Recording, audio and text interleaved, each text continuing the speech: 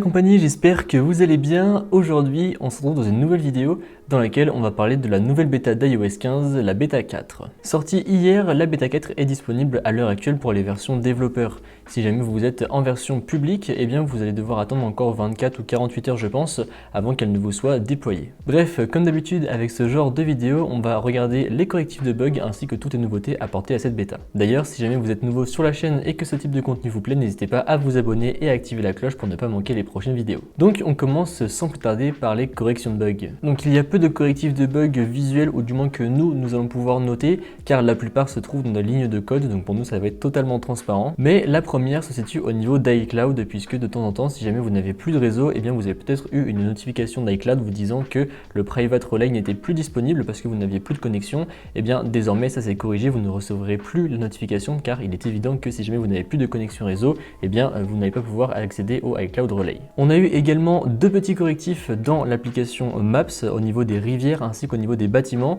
À un certain niveau de zoom, eh bien ça se chevauchait avec la route et donc du coup ça faisait un petit peu des bugs visuels. Désormais tout ça est corrigé. Pour la suite de la vidéo, on va mêler correctifs de bugs ainsi que nouveautés, car il y a pas mal de correctifs de bugs qui ont été apportés dans certaines applications qui ont elles aussi eu des nouveautés. Donc on commence par Safari et il y avait pas mal de petits bugs dans Safari. Déjà la première chose, c'est que lorsqu'on fermait certains onglets, eh bien des fois l'application crachait et se fermait toute seule. C'est un bug que personnellement j'ai pu avoir de temps en temps quand je fermais plusieurs onglets. Donc désormais tout ça est corrigé et devrait fonctionner normalement. Autre petit correctif d'apporter sur la barre de navigation Safari, elle s'intégrera désormais bien mieux à la tranche inférieure de l'iPhone pour ne pas vous gêner lorsque vous lirez du contenu sur un site. Toujours en ce qui concerne cette barre, on a quelques petites nouveautés. Déjà si on regarde bien, on a l'apparition d'un bouton refresh juste à côté du site et du coup le petit cadenas qui était à droite de l'URL du site passe à gauche, et donc ce petit bouton refresh est vraiment le bienvenu, car c'était assez chiant je trouve de cliquer sur la barre et puis de faire accéder pour que ça réactualise. Désormais on a également le petit bouton partager qui se situe juste à côté, donc très pratique pour pouvoir partager un site rapidement. Ensuite on a toujours les onglets sur la droite, ça ne change pas, et donc du coup pour avoir accès aux autres options, eh bien en fait il faut rester appuyé sur la barre du site et là vous aurez copié dans la liste de lecture, ajouter un signet et afficher les signets comme on les avait avant. Autre correctif de bug dans la fonction SharePlay qui est aussi une nouveauté, et bien désormais vous allez pouvoir choisir de ne pas afficher vos notifications lorsque vous allez être en session de SharePlay.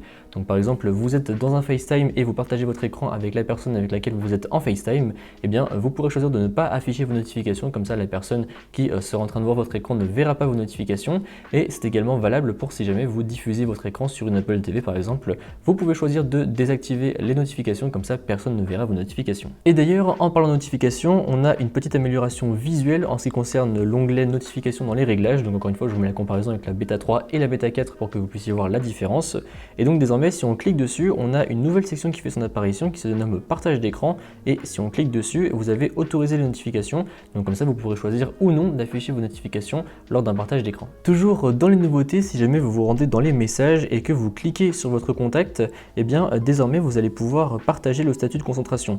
Du moins vous allez pouvoir choisir si vous voulez ou non partager le statut de concentration, chose qui peut être assez pratique. Dans l'App Store, si jamais vous vous rendez sur votre compte et que vous cliquez sur celui-ci, vous allez pouvoir voir qu'il y a une nouvelle interface visuelle avec des bords plus arrondis qui je trouve s'incorpore bien mieux avec iOS 15. Et pour finir, si jamais vous avez acheté une batterie MagSafe comme moi d'ailleurs, donc je vous mettrai dans la description de ma vidéo sur celle-ci si jamais ça vous intéresse, et bien désormais avec cette bêta 4 on va avoir le logo MagSafe dans le widget de la batterie, on n'aura plus le câble Lightning comme c'était le cas dans la version d'iOS 15 bêta 3. Donc voilà, c'est tout pour cette vidéo sur les correctifs de bugs et les nouveautés d'apporter dans iOS 15 bêta 4. Si jamais cette vidéo vous a plu, et bien n'hésitez pas à la partager, à mettre un pouce bleu, à me suivre sur les réseaux sociaux qui se trouveront dans la description et à vous abonner.